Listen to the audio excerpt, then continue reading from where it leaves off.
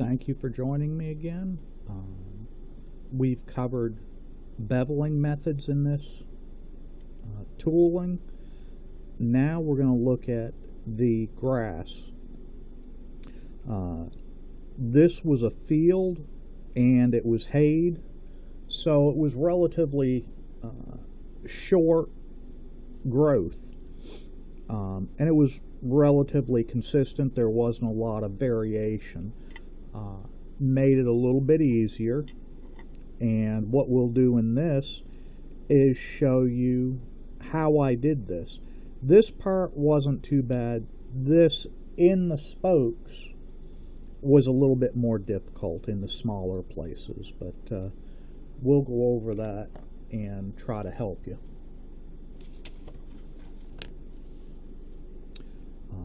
First that I used was this tool here, and I don't remember the number, I apologize, but what we're going to do is we'll stamp these tools, and I will give you a number at the end. I'll edit in a photograph with the number. The first thing that I did, there we go, was I wanted to build a base texture over this area. The area wasn't that deep. I was using a wide angle lens, so that's why the Canon looks bigger and the tents look a little bit smaller. The distance wasn't that much, so I kept a similar size on the grass. Could have gone a little bit smaller back here, but I didn't. I just went with a straight texture. This first texture that I'm using this for is what I ran down first.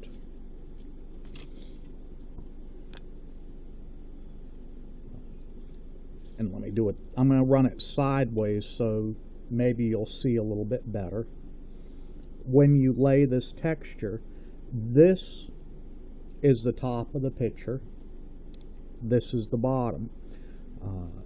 When I run this tool, I run it from, normally we run foreground to background. With this tool, I run it just the opposite. I run from background to foreground. So I'd come across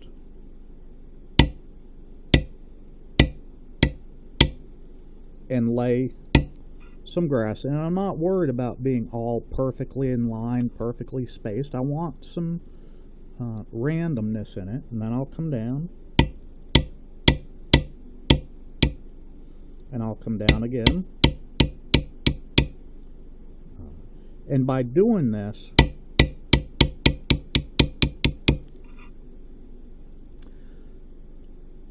this mark, the edge of the stamp, is covered by the next layer, so it shows. It covers it, gives it a nice appearance. If I go from foreground to background, you start seeing this next mark, and it doesn't look good. You see the heel of the stamp impression, where going from background to foreground, your heel is covered, because see how I have my heel marks right here? Watch here.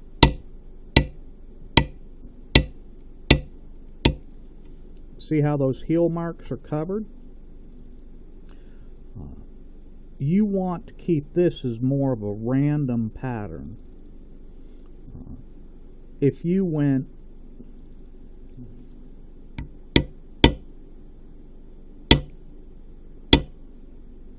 And I'm exaggerating a little bit, but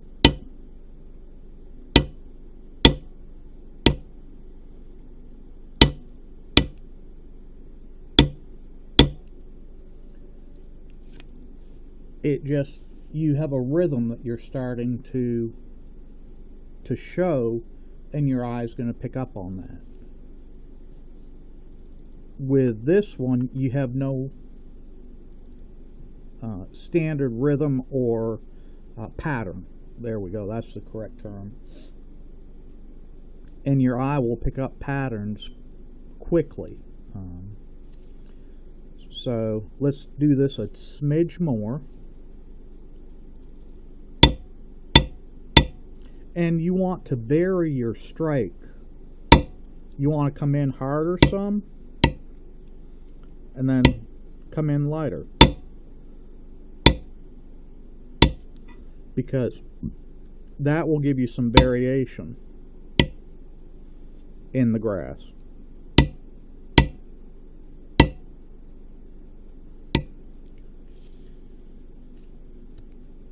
You can see some of the different strokes in the grass.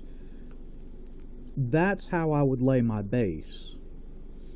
Then I'm going to come in and use different texturing tools. I'll start with, let me bring it up into your view, this tool right here, which I believe it's very similar to the original 933, I believe. This tool is not made by Craft Tool or anything. It was, and no numbers on it. This was made and is part of the Barry King Pictorial tooling, you know, where they have the trees and everything. That's where I've got this one. You can, here is the 930, let me make sure. Yeah, 933 from the Tandy. And the ears come down a little bit more. Just not quite. I don't care for it as much as I do the Barry King model. And there are others out there that are real good. And what I'm going to use, there we go. I just want you to see a little bit better, maybe.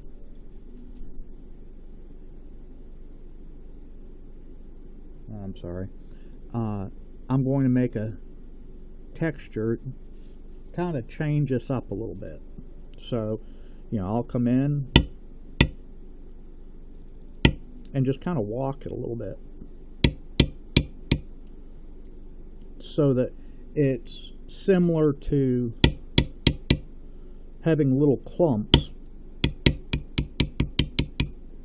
of grass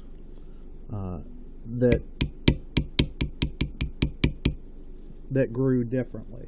So you're going to get these clumps. You can bring it in a little closer. You can roll them around a little bit if you choose. So I would go through and put in that next layer of texture. I'd also come in and add a little more texture, you know, spaced out with this tool.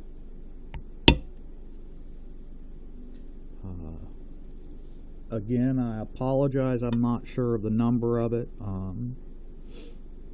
This was a Clay Miller, but I'll look up the corresponding number and I'll put it down here at the end of the video with the numbers. I'd come in here and just, and I'm leaning it back just a little bit, like here. See how I'm, because I want more of the heel to leave a mark.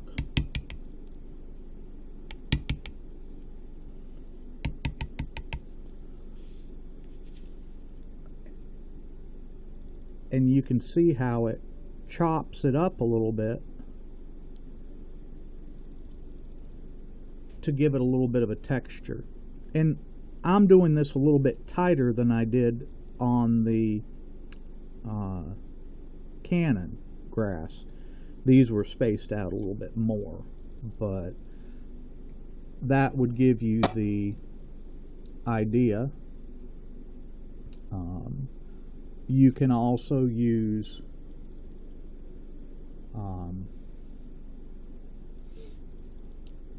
you know, different tools.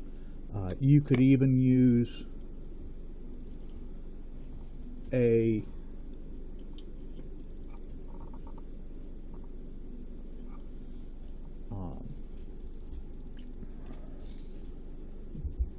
camouflage tool if you chose, because you just come down in, lean it back, and walk it to get the texture. You can come in, I'm going to come down and work this just a little bit more so I can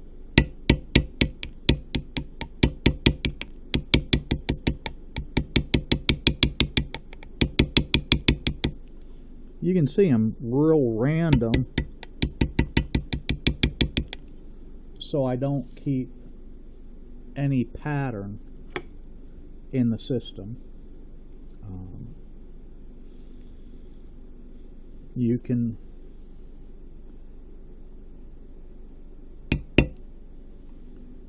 I believe that's a F928, but I'll check. You can use that tool and lean it back a little bit.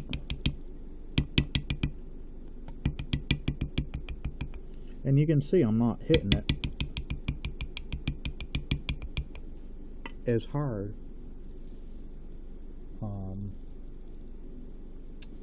Just trying to leave that texture. If you were trying to put in landscape features where it wasn't just a flat field, you could come in and start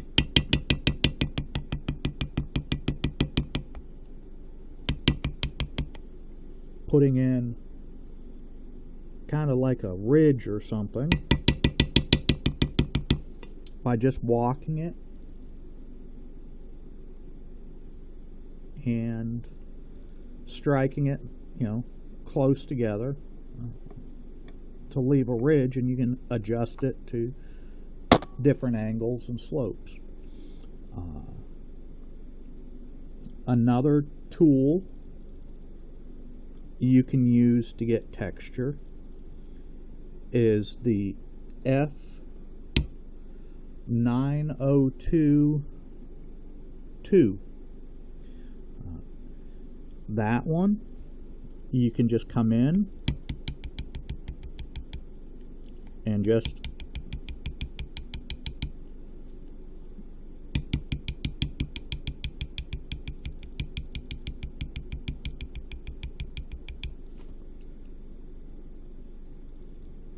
use it to put a texture in. I'm just walking it.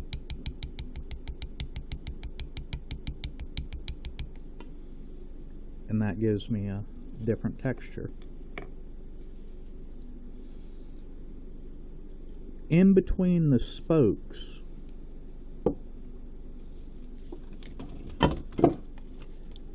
right here, was a little bit more difficult because in the smaller areas I couldn't get those bigger tools in. And you can especially see in here they're real tiny areas. Here we've got a small area, and what I did with that is I used that F9022. You could use the F902 regular in there without the vertical lines, and what I did is I just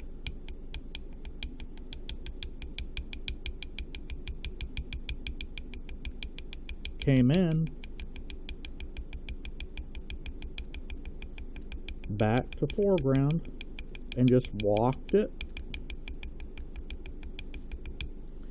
and got my texture in, and then I could come in if I wanted to make a few differences. I could come in and do a little bit more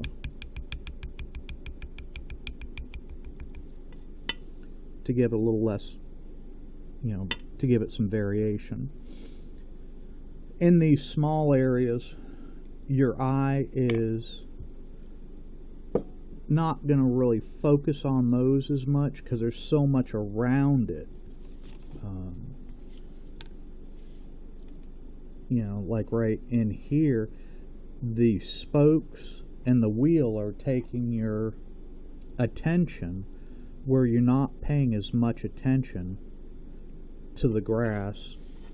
And you can see right here I use the F9022 and just walked it around. Right here you can see I used probably the Barry King tool and just walked it to give me some texture, like different species of grass that's growing. Let's say it was fescue versus Bermuda or Bahia or whichever. You'd have a different look. So I use those tools. I used bigger ones. I use coarser grain, smaller. I just varied it up a little bit to give me a variation of textures, and like the grass wasn't all just uniform. In here you can see I had to use the 9022, but that was the method I used to give the grass some texture. It might not look like much without the antique. I mean, you will get some burnish, which helps, but once you layer the antique, it's really going to come out and pop.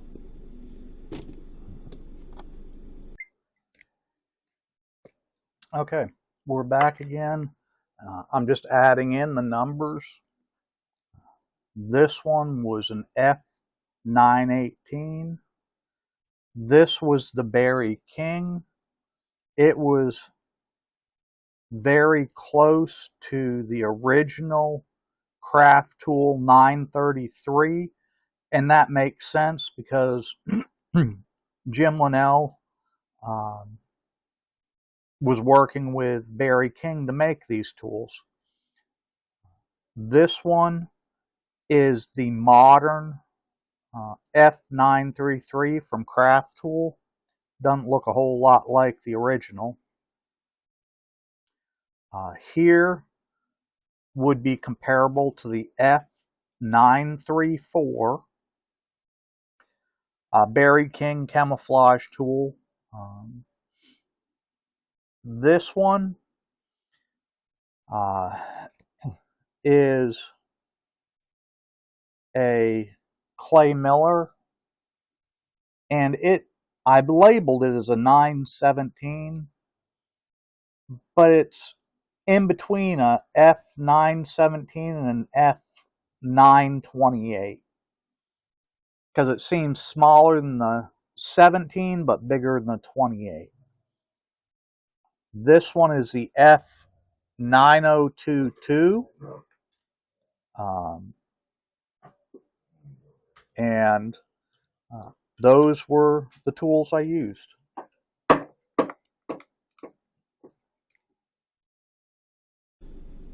Thank you for joining me and giving me some of your time. I hope this was helpful, and have a blessed day.